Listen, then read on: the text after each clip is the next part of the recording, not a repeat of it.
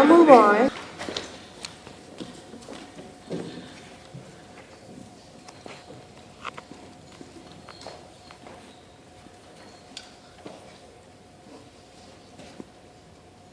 Good evening, everyone. Good evening. My name is Soraya Isis Dedi, and I represent College Bound and Higher Ground. And tonight I'll be talking to you about Martin Luther King, the humanitarian versus the celebrity. Family and friends, life's most persistent and urgent question is, what are you doing for others? This is one of the most famous and reflective quotes by civil rights superman, Martin Luther King Jr. Now pause for a second. When I say the name Martin Luther King, what are some of the first things that come to mind? I had a dream. The March on Washington. I have been to the mountaintop, among others. This is the Martin Luther King we knew of as the celebrity. Now I know what you all are secretly thinking. What does she mean by celebrity? Well, I'll tell you. I mean the poster star of the civil rights movement. I mean the speaker that we admire and study in our history books. But did you know Martin Luther King Jr. didn't even want to be remembered as a Nobel Peace Prize recipient? He just wanted to be remembered as a humanitarian who tried to love somebody. He wanted to be remembered as a person who tried to save humanity. Martin Luther King said in his own eulogy that if he could be remembered for these things, that his life was not in vain.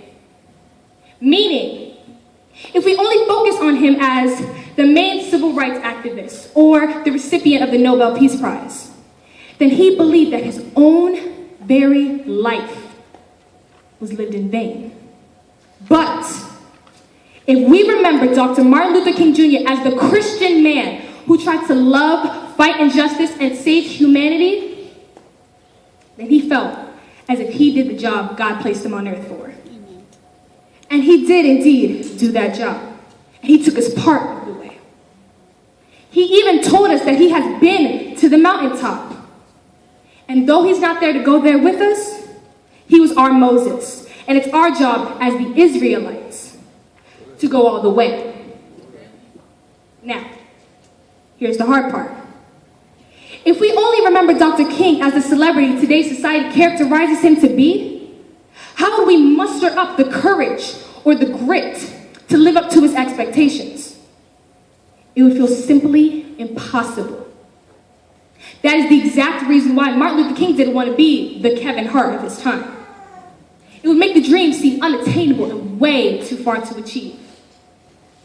But if we try to look into his heart and see his true objective of liberty and justice for all, we can pick up his torch and take it all the way to the mountaintop and take it all the way to the promised land.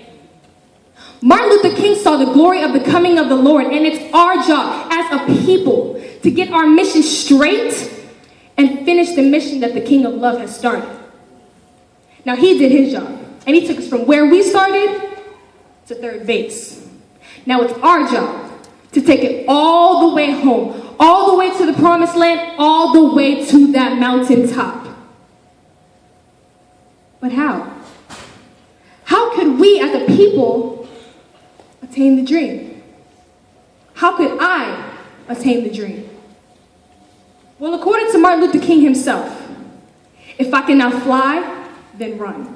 If I cannot run, then walk. If I cannot walk, then crawl. But whatever I do, I have to keep moving forward. I can start my crawl by understanding Dr. King's purpose, which was simply spreading love and peace everywhere he went, meaning I spread it everywhere I go. And it also means turning the cheek against hate, turning the cheek against spite, turning the cheek against ignorance and prejudice. Dr. King had a dream, and I am the dream. Ooh. So it's my job as an African American person to finish the dream, take up my cross, follow my God, and achieve the dream. Thank you.